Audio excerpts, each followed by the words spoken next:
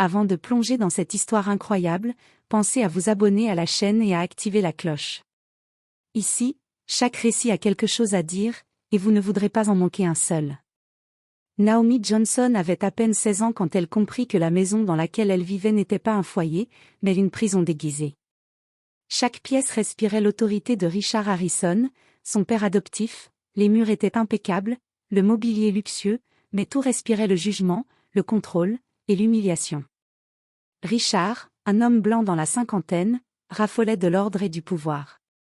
Mais derrière son sourire prétendument paternel se cachait un prédateur moral. Il voyait Naomi non comme sa fille, mais comme un sujet à rabaisser, un être à modeler selon ses préjugés. Et parce qu'elle était noire, il la traitait avec une cruauté subtile mais constante, exploitant chaque occasion pour lui rappeler qu'elle ne lui appartenait pas vraiment et qu'elle était, selon lui, inférieure. Les repas étaient des épreuves. Naomi devait s'asseoir droite, la tête baissée, pendant que Richard la critiquait sur sa façon de manger, sa posture, son teint, sa coiffure. Les invités étaient souvent complices involontaires. Richard aimait humilier sa fille devant eux, pour montrer son pouvoir et cultiver une image d'homme strict mais respectable. Pourtant, derrière les blessures et les humiliations, Naomi gardait quelque chose que Richard ne pourrait jamais lui prendre, sa dignité silencieuse. Elle savait que sa valeur ne dépendait pas des mots cruels de son père adoptif. Et, quelque part dans son cœur, une flamme s'allumait, celle d'une revanche subtile, d'un jour où elle pourrait se relever, non pas par haine, mais par force et réussite. Ce soir-là, alors qu'elle s'endormait seule dans sa chambre au mur parfait mais froid, Naomi se fit une promesse. Un jour, ils sauront tous qui je suis vraiment. Et cette promesse allait changer sa vie à jamais. Le matin commençait toujours de la même manière pour Naomi Johnson. Dans la cuisine impeccable de la maison Harrison, Richard Harrison, son père adoptif, l'attendait déjà avec son air sévère. « Naomi, tu as mis ce que tu oses appeler des vêtements ?» demanda-t-il en plissant les yeux. Sa voix était douce en apparence, mais chaque mot portait le tranchant du mépris. Naomi baissa les yeux, serrant ses mains contre sa poitrine. Elle savait qu'aucune excuse ne serait suffisante. Ses vêtements, choisis avec soin pour cacher son corps adolescent, semblaient toujours insuffisants aux yeux de Richard. Ce pull, il ne va pas du tout avec ton teint. Et ses chaussures, continua-t-il, examinant ses pieds avec un regard critique. On dirait que tu veux attirer l'attention pour de mauvaises raisons. À l'école, les remarques de Richard la suivaient comme une ombre. Ses camarades, toujours prompts à imiter les critiques des adultes, la raillaient pour son apparence et sa couleur de peau. Naomi sentait le poids du regard des autres sur elle, mais au fond, une petite voix intérieure lui répétait qu'elle valait mieux que ça. Chaque tâche que Richard lui imposait à la maison était conçue pour l'humilier. Elle devait nettoyer les vitres jusqu'à ce qu'elles brillent, polir les meubles à l'infini, et faire la vaisselle avec une précision presque obsessionnelle. Si quelque chose n'était pas parfait, il le remarquait immédiatement. Et souvent, ses critiques étaient accompagnées de commentaires sur sa couleur de peau, insinuant qu'elle ne pouvait jamais être à la hauteur. Pourtant, malgré la peur et la douleur, Naomi cultivait un espace secret à l'intérieur d'elle-même. Un endroit où elle pouvait être libre de ses pensées, où elle écrivait dans son journal chaque humiliation, chaque injustice, mais aussi chaque petite victoire intérieure. Elle savait que ses mots, ses souvenirs, étaient ses alliés silencieux. Ce chapitre de sa vie semblait interminable, une succession de journées grises ponctuées d'humiliations. Mais pour Naomi, chaque épreuve renforçait sa résilience. Elle comprenait que la véritable force ne venait pas de la maison parfaite, des vêtements chers ou de l'autorité de Richard, mais de sa capacité à rester digne malgré tout. Et, au fond de son cœur, elle commençait à entrevoir un futur où elle ne serait plus jamais à la merci de quelqu'un comme lui. Un futur où la vengeance ne serait pas une simple réplique, mais une démonstration silencieuse de sa grandeur et de sa valeur. Ce matin-là, Naomi entra dans le salon avec un mélange de peur et de résignation. Richard, comme d'habitude, l'attendait avec un sourire froid, prêt à transformer chaque geste en critique. « Naomi, tu sais que je t'ai déjà dit de ne pas traîner avec ces... » Il hésita un instant, cherchant les mots qui blesseraient le plus, pauvres excuses d'amis. « Ils ne t'élèveront jamais. » Naomi sentit la colère bouillonner en elle, mais elle la réprima. Elle savait que toute réaction visible ne ferait qu'aggraver son sort. Alors, elle se détourna silencieusement et monta à sa chambre. Là, elle ouvrit son journal secret, ce sanctuaire où elle pouvait être honnête avec elle-même. Elle y écrivait tout, les mots de Richard, les humiliations subies à l'école, le regard méprisant des invités de la maison. Chaque mot était une libération, chaque phrase un rappel de sa propre valeur. En relisant les dernières pages, Naomi réalisa quelque chose de crucial, son père adoptif ne la haïssait pas seulement comme adolescente, il la jugeait pour sa couleur de peau. Les humiliations n'étaient pas uniquement personnelles, elles étaient raciales. Il voyait son noir comme une faille, comme quelque chose à contrôler ou à rabaisser. Cette révélation fit naître un mélange étrange de tristesse et de détermination. Elle comprit que sa lutte ne serait pas seulement contre Richard, mais contre des préjugés profondément ancrés dans la société et même dans ceux qui prétendaient l'aimer. À l'école, Naomi commença à observer le monde différemment. Elle voyait les injustices autour d'elle, les regards lourds de jugement sur ses camarades noirs, les murmures et les moqueries que personne d'autre ne semblait remarquer. Chaque humiliation qu'elle avait subie à la maison prenait un sens plus large, elle n'était pas seule, et sa douleur n'était pas unique. Naomi prit une décision silencieuse, elle transformerait chaque humiliation en force. Chaque mot cruel de Richard, chaque critique injuste, chaque moquerie scolaire deviendrait une pierre sur laquelle elle construirait sa propre grandeur. Ce soir-là, alors qu'elle écrivait sous la lueur de sa lampe de bureau, elle nota dans son journal. Un jour, je ne serai plus celle qu'on rabaisse. Je serai celle qu'on respecte, celle qu'on écoute. Et ils comprendront tous, y compris toi, Richard, qu'ils ont essayé de m'éteindre, mais qu'ils n'ont jamais pu éteindre ma lumière. Et pour la première fois depuis longtemps, Naomi sourit. Non pas un sourire de joie, mais un sourire de promesse silencieuse, celui d'une jeune fille qui commençait à comprendre le pouvoir qu'elle détenait en elle-même. Dans le silence de sa chambre, Naomi ferma les yeux et laissa ses souvenirs la transporter ailleurs. Avant d'arriver dans la maison des Harrison, sa vie avait été différente, même si elle avait été marquée par les difficultés. Sa mère biologique, une femme noire douce et courageuse, l'avait élevée avec amour et fierté, lui inculquant dès le plus jeune âge qu'elle avait une valeur inestimable. Naomi se souvenait des après-midi passés à courir dans le petit jardin derrière leur maison, des rires éclatants qui résonnaient malgré la pauvreté et des histoires racontées au coucher, pleines de magie et de rêves. Ces souvenirs étaient désormais enfouis, comme un trésor secret qu'elle devait protéger dans son cœur, loin de Richard et de ses critiques incessantes. Mais l'adoption avait changé tout cela. Richard Harrison ne voyait en elle qu'un corps et une couleur de peau à contrôler. Les câlins, les encouragements, les mots doux étaient rares, presque inexistants. Naomi se souvenait de ce jour précis où il avait comparé sa peau à un obstacle à surmonter, à une imperfection qu'il fallait corriger par la discipline et la critique. Ce jour-là, elle avait compris que l'amour pouvait être conditionnel et cruel. Pourtant, au milieu de cette douleur, Naomi puisait dans ses souvenirs d'enfance la force de rester elle-même.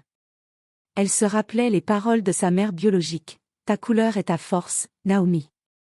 Ne laisse jamais personne te faire croire le contraire. » Ces mots devenaient son bouclier invisible, la protégeant des coups verbaux de Richard. Chaque soir, elle ajoutait à son journal des fragments de son ancienne vie, les souvenirs heureux, mais aussi les blessures infligées par son père adoptif. Ces pages devenaient une carte de son identité, un guide pour ne jamais se perdre dans l'humiliation et la douleur. Et tandis qu'elle se couchait, Naomi sentit pour la première fois une étincelle de rébellion silencieuse. Pas une rébellion bruyante, mais une détermination ferme, elle ne permettrait jamais que son passé soit effacé par la haine et le racisme de Richard. Un jour, elle montrerait qu'elle était bien plus que ce qu'il avait essayé de lui faire croire. Elle ferma les yeux en murmurant. « Je ne serai jamais ce que tu veux que je sois, Richard.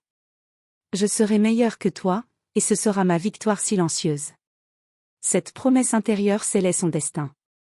Naomi, bien que jeune et vulnérable, commençait à construire les fondations de son avenir, un avenir où elle reprendrait tout ce que Richard avait tenté de lui voler, sa dignité, sa voix, et son pouvoir de briller malgré tout. Le samedi soir, la maison Harrison était remplie d'invités, des amis de Richard, des collègues d'affaires, tous des visages familiers mais intimidants. Naomi entra dans le salon, vêtue d'une robe simple qu'elle avait choisie avec soin. Elle espérait passer inaperçue, éviter les critiques et garder un semblant de dignité. Mais Richard, fidèle à lui-même, n'avait pas l'intention de la laisser tranquille. Naomi, appela Tehil, son ton ostensiblement calme, mais chaque syllabe était un coup. Cette robe, vraiment? Tu veux qu'on se moque de toi devant nos invités? Les rires étouffés des invités résonnèrent comme un écho cruel. Naomi sentit son visage brûler de honte. Elle baissa les yeux, tentant de se fondre dans le décor. Et tes cheveux, continua Richard. Toujours indiscipliné. On dirait que tu ne prends jamais soin de toi. À cet instant, quelque chose se brisa en elle. Les humiliations quotidiennes, les critiques incessantes, les remarques raciales subtilement glissées depuis des années, tout cela culminait en un mélange de colère, de tristesse et de détermination. Naomi prit une profonde inspiration et se leva, les yeux fixés sur son père adoptif. « Vous savez quoi, Richard ?» dit-elle d'une voix qui tremblait mais restait ferme. « Je suis fatiguée d'essayer de correspondre à vos standards ridicules. Peut-être que je ne suis pas ce que vous voulez, mais je suis exactement ce que je suis. Et un jour, vous verrez que vous n'avez jamais pu me briser. » Un silence glacial s'installa dans la pièce. Les invités, surpris par le ton de Naomi, échangèrent des regards embarrassés. Richard, furieux, rougit de colère. Mais Naomi, pour la première fois depuis des années, sentit une puissance intérieure qu'aucun mot cruel ne pouvait effacer. Cette nuit-là, dans sa chambre, Naomi écrivit longuement dans son journal.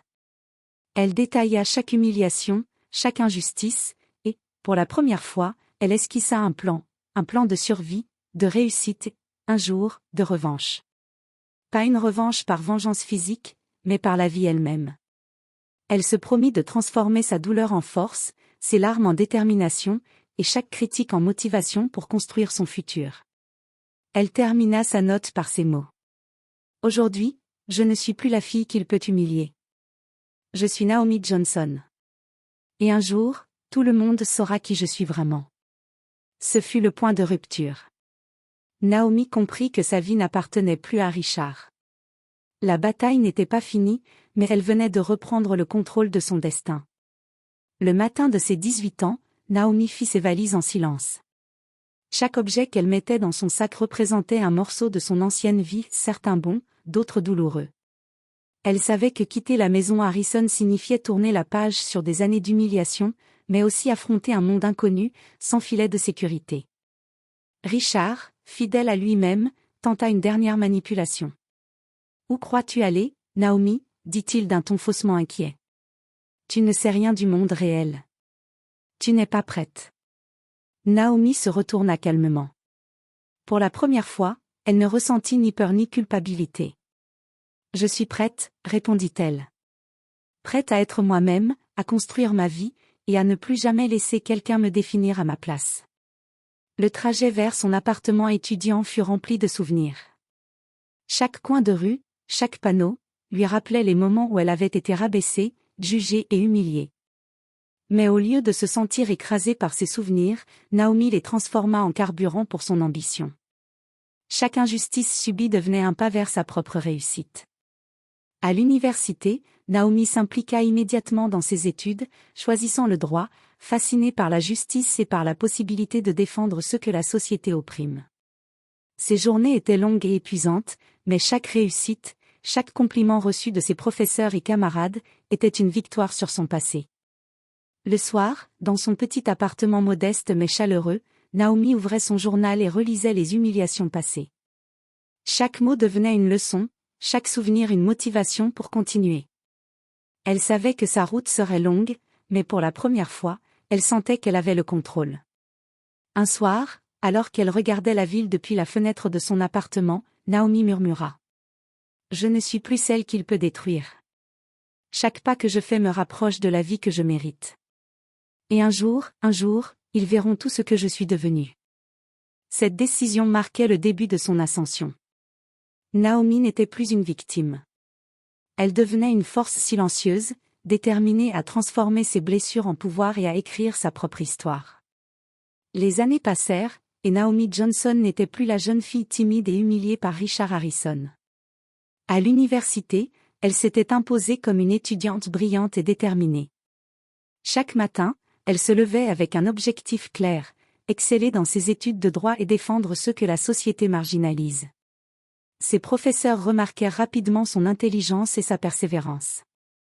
Naomi n'avait pas seulement une mémoire exceptionnelle, elle possédait également une capacité rare à comprendre les subtilités de l'injustice et à formuler des arguments solides. Ses camarades la respectaient, certains même l'admiraient, ignorant tout de son passé douloureux. En parallèle, Naomi continuait d'écrire dans son journal. Elle y consigna toutes les injustices qu'elle avait observées, les cas de racisme ou de discrimination dont elle entendait parler, mais aussi ses stratégies pour transformer sa douleur en force. Ses expériences personnelles devenaient un guide pour défendre les autres et comprendre le système juridique sous tous ses angles. À chaque stage et chaque projet qu'elle entreprenait, Naomi se rapprochait de son objectif, devenir une avocate spécialisée dans les droits civiques. Elle voulait se battre pour ceux qui, comme elle jadis, étaient victimes de préjugés et de cruauté. Sa résilience se transformait en compétence, son passé douloureux en une arme invisible mais puissante. Un soir, alors qu'elle révisait des affaires historiques de justice et d'inégalité raciale, Naomi se rendit compte qu'elle avait changé. Elle n'était plus seulement une survivante, elle était une force émergente dans un monde qui ne lui avait jamais facilité la vie. Chaque humiliation subie dans la maison Harrison avait été un enseignement, chaque critique un moteur silencieux. Elle nota dans son journal. « Je suis devenue plus forte que mes blessures. Mon passé ne me définit pas, mais il m'a préparée à briller là où tant d'autres échoueraient. Et un jour, Richard, tu verras que j'ai transformé tout ce que tu pensais briser en ma plus grande force. » À mesure que Naomi s'élevait dans le monde académique et professionnel, une certitude s'imposa, son futur ne serait jamais dicté par la cruauté de son père adoptif. Et chaque pas qu'elle faisait la rapprochait du jour où elle pourrait enfin confronter son passé, non par vengeance, mais par la démonstration éclatante de sa réussite et de sa dignité. Pendant que Naomi construisait sa vie et sa carrière avec détermination, Richard Harrison commençait à voir son monde s'effondrer. Ses affaires, autrefois florissantes, sombraient dans le chaos. Des investissements mal calculés, des partenaires peu fiables et un mélange de vanité et d'arrogance avaient ruiné sa réputation. Les mêmes cercles sociaux qu'il avait autrefois adulés détournaient désormais les yeux ou murmuraient derrière son dos. Richard ne comprenait pas ce qui lui arrivait. Dans sa vision, tout devait lui obéir, argent, pouvoir, respect. Mais la vie, implacable, commençait à lui montrer que sa domination sur Naomi avait été sa seule réussite tangible, et même cela, elle l'avait échappé. Naomi, de son côté, avait achevé sa formation en droit et entamé sa carrière d'avocate spécialisée dans les droits civiques. Chaque affaire qu'elle remportait, chaque client qu'elle défendait contre l'injustice, était une victoire silencieuse sur le passé. Elle savait que sa réussite n'était pas seulement personnelle, elle était une réponse à toutes les humiliations qu'elle avait subies. Ce chapitre de sa vie la plaça dans une position de pouvoir inattendue. Richard, jadis intimidant et dominateur, n'était plus qu'une ombre de lui-même. Naomi, elle, brillait dans les médias, dans les tribunaux, et dans le cœur de ceux qu'elle aidait. Chaque succès qu'elle remportait était une leçon silencieuse, la vraie puissance ne réside pas dans la cruauté ou la domination, mais dans la résilience, la compétence et la dignité. Lorsqu'un ancien associé de Richard mentionna Naomi lors d'une réunion professionnelle, Richard sentit un mélange d'incrédulité et de rage. « Cette fille ? Murmura-t-il, comment peut-elle être si parfaite ? Mais Naomi n'avait besoin d'aucune vengeance ouverte. Sa seule existence, sa réussite éclatante, était plus que suffisante pour le mettre face à ses erreurs. Un soir, Naomi écrivit dans son journal. « Je n'ai jamais cherché à le détruire. Mais le monde a sa manière de rendre justice. Et moi, je suis la preuve que la dignité et la persévérance sont plus fortes que l'humiliation et la haine. » Elle sourit, consciente que le véritable affront ne serait pas une confrontation immédiate, mais l'inévitable moment où Richard serait confronté à la réalité. Naomi avait dépassé tout ce qu'il avait tenté de contrôler ou de détruire. Des années après son départ, Naomi Johnson entra dans le hall d'un prestigieux cabinet d'affaires où une réunion cruciale allait se tenir. Les projecteurs n'étaient pas tournés vers elle, mais elle savait que ce moment serait déterminant. Parmi les participants se trouvait Richard Harrison, maintenant vieillissant, marqué par le temps et les échecs accumulés. Richard ne l'avait pas reconnu au premier instant. La jeune fille qu'il avait autrefois humiliée était devenue une femme sûre d'elle, élégante, et surtout puissante dans son domaine. Lorsqu'il posa les yeux sur elle et entendit son nom prononcé lors de la présentation, il sentit un froid glacial parcourir son dos. Naomi Johnson, balbutia-t-il, incapable de cacher sa surprise. Elle hocha la tête, avec un calme absolu, et s'avança pour prendre la parole. Chaque pas qu'elle faisait était une affirmation silencieuse de sa force retrouvée. Dans la salle, les partenaires et clients écoutaient attentivement. Naomi présenta son argumentaire avec précision, démontrant non seulement sa compétence professionnelle mais également sa maîtrise totale de la situation. Richard, jadis dominateur, était réduit à l'état de spectateur humilié, incapable de contredire ses succès.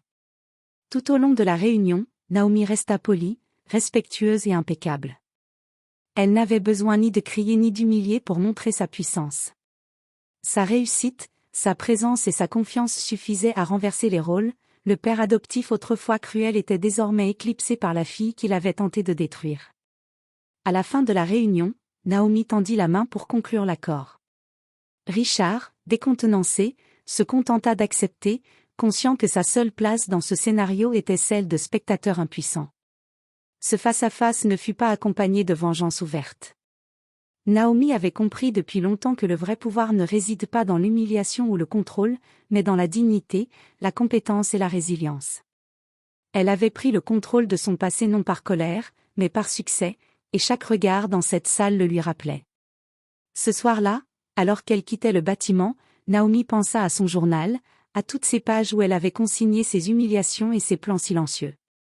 Elle savait que le moment de sa véritable victoire approchait, le monde entier verrait, tôt ou tard, ce que Richard avait essayé d'étouffer depuis des années.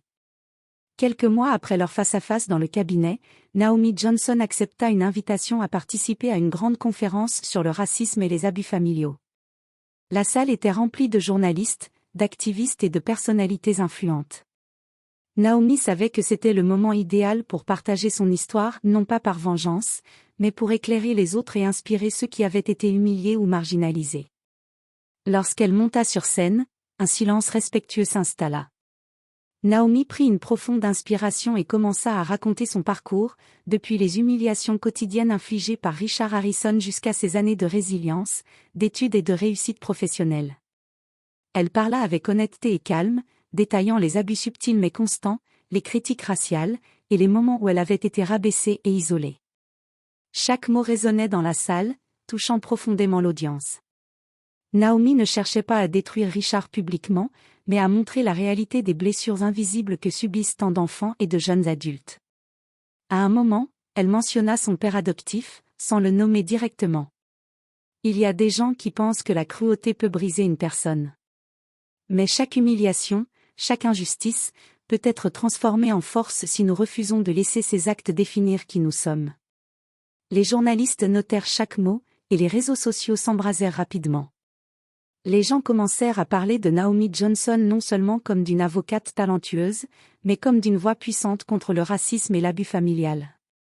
Richard, observant la couverture médiatique, comprit avec effroi que la fille qu'il avait autrefois humiliée était devenue une figure publique respectée et influente. Ce chapitre marqua le triomphe moral de Naomi. Elle avait choisi de répondre non par la vengeance personnelle, mais par la vérité et la justice sociale. Sa réussite, sa voix et son courage étaient les preuves vivantes que personne ne pouvait écraser l'âme humaine lorsqu'elle était guidée par la dignité et la détermination. En rentrant chez elle ce soir-là, Naomi écrivit dans son journal. « Aujourd'hui, je n'ai pas seulement gagné contre mon passé. J'ai donné une voix à ceux qui n'en avaient pas. Et le monde sait maintenant que la dignité et la persévérance sont invincibles. » Elle sourit, sachant que la plus grande victoire n'était pas contre Richard, mais contre l'injustice et la haine elle-même. Des années après avoir quitté la maison Harrison, Naomi Johnson était devenue une femme accomplie. Avocate respectée, conférencière influente et militante pour les droits civiques, elle portait désormais sa voix au-delà des tribunaux et des salles de conférence. Chaque succès professionnel, chaque vie qu'elle avait aidé à transformer était un hommage silencieux à sa propre résilience. Richard Harrison, quant à lui, vivait dans l'ombre de son passé. Ses affaires échouées et sa réputation ternie étaient un rappel constant de la réalité. La cruauté et le racisme ne mènent jamais à un véritable pouvoir. Naomi, en revanche, incarnait la preuve vivante qu'une personne peut s'élever au-dessus de l'humiliation et des injustices subies. Un jour, lors d'une interview télévisée, Naomi fut interrogée sur son parcours et sur la manière dont elle avait surmonté son passé douloureux. Elle répondit avec calme et assurance. La vraie victoire ne se mesure pas en vengeance ou en pouvoir sur les autres. Elle se mesure à la force de rester soi-même, à la capacité de transformer la douleur en motivation, et à la dignité avec laquelle on avance malgré tout. Ces paroles résonnèrent à travers le pays. Des milliers de personnes, victimes de discrimination, d'abus ou d'humiliation, trouvèrent en Naomi un exemple à suivre. Elle avait prouvé que la résilience et la réussite pouvaient être des armes plus puissantes que la colère ou la haine. Richard, désormais un homme isolé et oublié, ne pouvait que regarder à distance. La fille qu'il avait humiliée et rabaissée était devenue une lumière que personne ne pouvait éteindre. Naomi, elle, n'avait aucun ressentiment, elle avait transformé sa douleur en puissance, et cette puissance éclairait désormais le monde autour d'elle. En fermant son journal ce soir-là, Naomi écrivit une dernière note sur son passé. Les blessures que nous portons peuvent devenir des pierres sur lesquelles nous bâtissons notre grandeur. J'ai choisi de marcher avec dignité, et aujourd'hui, je suis libre. Libre de la peur, libre de la haine, libre d'être moi-même. Et dans le calme de sa maison, entourée de souvenirs de ses victoires et de ses réussites, Naomi sourit pour la première fois sans arrière-pensée. Elle avait gagné non pas contre une personne, mais contre les forces de l'injustice et de l'humiliation. Elle avait trouvé la paix, la reconnaissance de sa propre valeur, et la certitude que sa lumière ne pourrait jamais être éteinte.